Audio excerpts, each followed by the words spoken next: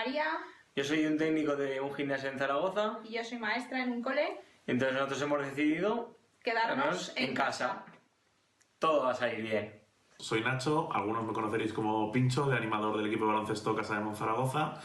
Y bueno, toca quedarse en casa, hay tiempo para todo, de hecho nos sobra tiempo, pues organizar cosas de casa, bricolaje, todo aquello que en el día a día no se puede hacer con normalidad por falta de tiempo, pues ahora encontramos tiempo para todo ello.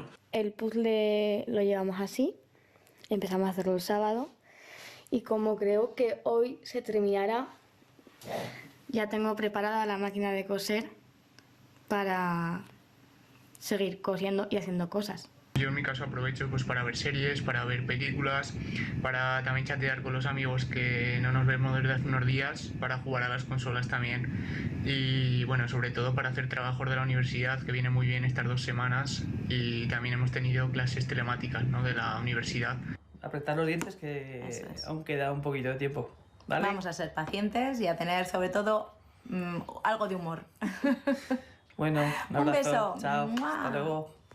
Llevándolo lo mejor que podemos, quedándonos en casa y haciendo caso a todo lo que nos dicen. Fuerza, ánimo y seguro que vamos a salir adelante todos. Un saludo. Responsabilidad y sensatez.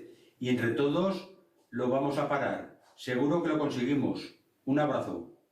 Ole, ole, maña, cuando oigo cantar la jota. Feliz semana a todos. Pues con